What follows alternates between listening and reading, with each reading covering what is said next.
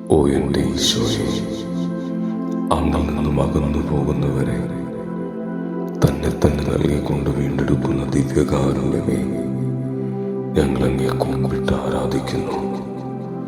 പരിശുദ്ധ പരമദിവ്യകാരുണ്യത്തിന് എന്നേരവും ആരാധനയും സ്തുതിയും പുകഴ്ചയും ഉണ്ടായിരിക്കട്ടെ. ഈ നിമിഷം നമ്മെ തന്നെ ശാന്തമാക്കാം. നിശബ്ദതയിൽ കർത്താവിന്റെ സ്വരം കേൾക്കാനായി നമ്മെ തന്നെ പൂർണ്ണമായി വിട്ടുകൊടുക്കാം. ദൈവമായ കർത്താവ് നമ്മോട് സംസാരിക്കുന്ന നിമിഷമാണിത്. എൻ്റെ ആത്മാവേ, നീ സൂക്ഷിക്കുക. ദൈവമായ കർത്താവ് നിന്നിൽ സംസാരിക്കുന്നത് കേൾക്കാൻ വേണ്ടി നിന്റെ ജടിക വാസനകളുടെ വാതിലുകൾ അടച്ചിടുക. സൃഷ്ടാവ് നിന്നെ ഉപേക്ഷിച്ചാൽ സൃഷ്ടികളെ കൊണ്ട് നിനക്കെന്ത് പ്രയോജനം? ഏഷ്യാപ്രവചനം 1-ാം അധ്യായം 18-ാം വാക്യം. കർത്താവ് അരുളി ചെയ്യുന്നു, വരുവൻ നമുക്ക് രമ്യതപ്പെടാം. നിങ്ങളുടെ പാപങ്ങൾ കടും ചുവപ്പാണെങ്കിലും അവ മഞ്ഞുപോലെ വെണ്മയുള്ളതായിത്തീരും. അവ രക്തവർണ്ണമെങ്കിലും കമ്പിളി പോലെ വെളുക്കും. അനുസരിക്കാൻ സന്നദ്ധരെങ്കിൽ നിങ്ങൾ ഐശ്വര്യം ആസ്വദിക്കും. അത്യന്തം പരിശുദ്ധമായ ദിവ്യകാരുണ്യമേ, അങ്ങയുടെ സന്നിധിയിൽ പൂർണ്ണമായ വിനയത്തോടും അനുതാപത്തോടും കൂടെ ഞാൻ അണയുന്നു. എൻ്റെ ബലഹീനതകളും പാപങ്ങളും അങ്ങേക്ക് നന്നായി അറിയാമല്ലോ. അങ്ങയുടെ അനന്തമായ കരുണയിൽ പ്രത്യാശ വെച്ചുകൊണ്ട് ഞാൻ എന്നെ തന്നെ സമർപ്പിക്കുന്നു. പാപങ്ങളെ ഓർത്ത് അനുതപിക്കുന്നു. എൻ്റെ കർത്താവേ, എൻ്റെ ചിന്തയാലും വാക്കാലും പ്രവൃത്തിയാലും അങ്ങേ വേദനിപ്പിച്ച നിമിഷങ്ങളെ ഓർത്ത് ഞാൻ ആത്മാർത്ഥമായി ദുഃഖിക്കുന്നു. എൻ്റെ വീഴ്ചകളും കുറവുകളും അങ്ങയുടെ പാവനമായ തിരുമുറിവുകളിൽ ഞാൻ സമർപ്പിക്കുന്നു. അങ്ങയുടെ സ്നേഹത്തിന് വിപരീതമായി ഞാൻ ചെയ്ത പാപങ്ങളെല്ലാം അങ്ങയുടെ തിരുരക്തത്താൽ കഴുകി എന്നെ വിശുദ്ധീകരിക്കണമേ. ഓ ദിവ്യകാരുണ്യേശ്വരേ, ഈ നിമിഷം എൻ്റെ ആത്മാവിനെയും ശരീരത്തെയും മനസ്സിനെയും അങ്ങയുടെ തൃപ്പാദങ്ങളിൽ ഞാൻ കാഴ്ചവെക്കുന്നു. എൻ്റെ മനസ്സിനെ സമർപ്പിക്കുന്നു. ലൗകികമായ ആകുലതകളിൽ നിന്നും തെറ്റായ വിചാരങ്ങളിൽ നിന്നും എൻ്റെ മനസ്സിനെ മോചിപ്പിക്കണമേ. അങ്ങയുടെ വചനത്താൽ എൻ്റെ ബുദ്ധിയെ പ്രകാശിപ്പിക്കണമേ. ഓ ദൈവമേ, എൻ്റെ ശരീരത്തെ പൂർണ്ണമായി സമർപ്പിക്കുന്നു. എൻ്റെ ശരീരത്തിലെ ഓരോ അവയവത്തെയും അങ്ങയുടെ ശുദ്ധീകരണത്തിനായി നൽകുന്നു. രോഗങ്ങളിൽ നിന്നും തകർച്ചകളിൽ നിന്നും എനിക്ക് ആശ്വാസം നൽകണമേ. അങ്ങയെ മഹത്വപ്പെടുത്താൻ എൻ്റെ ശരീരത്തെ ഒരുക്കണമേ. സ്നേഹനിധിയായ ഈശോയെ, ഈ നിമിഷം എൻ്റെ ആത്മാവിനെ സമർപ്പിക്കുന്നു. പാപത്തിൻ്റെ ഇരുൾ നീക്കി പരിശുദ്ധാത്മാവിൻ്റെ ചൈതന്യത്താൽ എൻ്റെ ആത്മാവിനെ നിറയ്ക്കണമേ. മരണം വരെ അങ്ങയോടുള്ള വിശ്വസ്തതയിൽ നിലനിൽക്കാൻ എനിക്ക് കൃപ നൽകണമേ. സ്നേഹസ്വരൂപനായ ഈശോയെ, അങ്ങയുടെ അനന്തമായ കരുണയിൽ പ്രത്യാശ അർപ്പിച്ചുകൊണ്ട് സങ്കീർത്തകൻ പ്രാർത്ഥിച്ചതുപോലെ ഞാനും പ്രാർത്ഥിക്കുന്നു. ദൈവമേ, അങ്ങയുടെ കാരുണ്യത്തിനൊത്ത് എന്നോട് ദയ തോന്നണമേ. അങ്ങയുടെ കാരുണ്യാതിർഗത്തിനൊത്ത് എൻ്റെ അതിക്രമങ്ങൾ മായ്ച്ചു കളയണമേ. എൻ്റെ അകൃത്യങ്ങൾ നിശേഷം കഴുകിക്കളയണമേ. എൻ്റെ പാപത്തു നിന്നും എന്നെ ശുദ്ധീകരിക്കണമേ. പ്രിയമുള്ളവരെ, ഇന്നും ജീവിക്കുന്ന ദൈവത്തിൻ്റെ പുത്രനായ ഈശോയുടെ തിരുമുമ്പിലായിരിക്കുന്ന നമ്മെ 51-ാം സങ്കീർത്തനത്തിൻ്റെ ആഴത്തിലേക്ക് ദൈവാത്മാവ് നമ്മെ നയിക്കുന്ന നിമിഷമാണ്.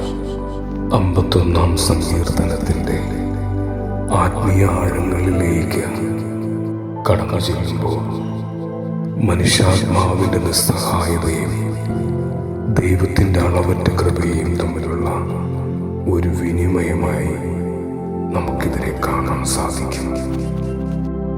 സങ്കീർത്തനം 7-ാം വാക്യത്തിൽ ഹീസോപ്പ് കൊണ്ട് എന്നെ പവിത്രീകരിക്കണമേ, ഞാൻ നിർമ്മലനാകും എന്ന് ദാവീദ് പറയുന്നു.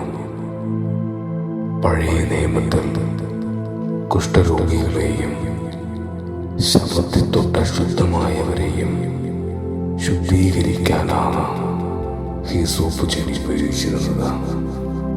ധ്യാനചിന്ത. പാപത്തെ ദാവീദ് കാണുന്നത് ആത്മാവിനെ ബാധിച്ച കുഷ്ഠരോഗം പോലെയാണ്. അത് തന്നെ സമൂഹത്തിൽ നിന്നും ദൈവത്തിൽ നിന്നും ഒറ്റപ്പെടുത്തുന്നു. ഹീസോപ്പ് കൊണ്ടുള്ള കഴുകൽ എന്നത് വെറുമൊരു ബാഹ്യക്രിയയല്ല, മറിച്ച് തൻ്റെ അസ്തിത്വത്തിൻ്റെ ആഴങ്ങളിലേക്ക് ദൈവത്തിൻ്റെ കരുണ ഇറങ്ങിച്ചെല്ലണം എന്ന ആഗ്രഹമാണ്. രണ്ടാമതായി സങ്കീർത്തനം 11-ാമത്തെ വാക്യം നമുക്ക് ധ്യാനിക്കാം.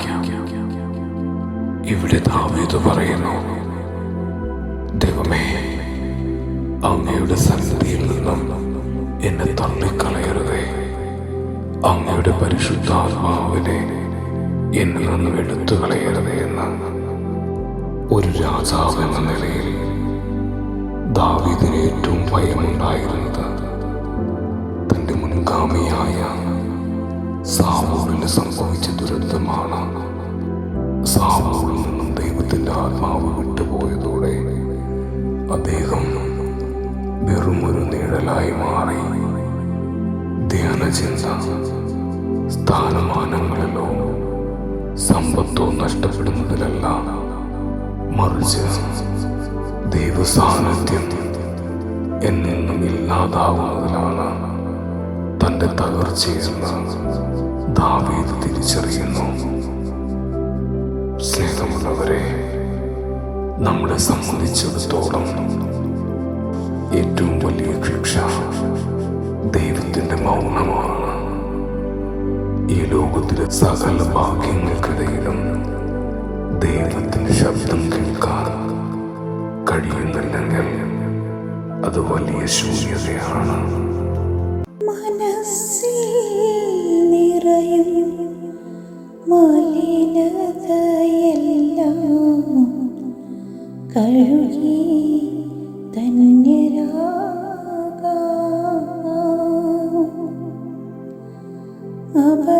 അപരാധങ്ങൾ നീക്കണമേ, പാപകടങ്ങൾ മായ്ക്കണമേ, ശത്രുതയെല്ലാം നീക്കി നീതാന്തം ഹൃദയം ദീപ്തമാക്കാം. അപരാധങ്ങൾ നീക്കണമേ,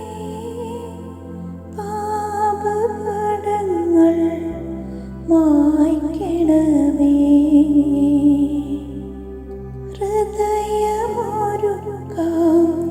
നാഥനു നിത്യം നിറയാ ആത്മാവാ. അപരാധങ്ങൾ നീക്കണമേ, പാപകടങ്ങൾ മായ്ക്കണമേ, ഏകമനസായി ദിവ്യരഹസ്യം നിതരാമുൾക്കൊള്ളാം.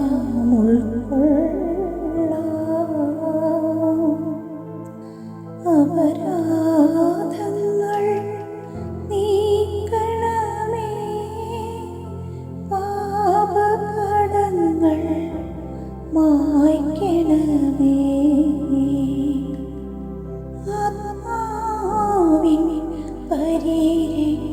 ക്ഷണമതിനി നിണവും തിരുമേയും അപരാധങ്ങൾ നീക്കണമേ, പാപകടങ്ങൾ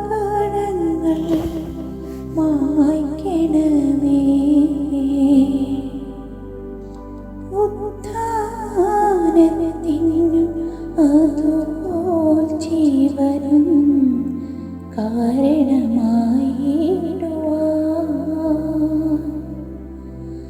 അപരാധങ്ങൾ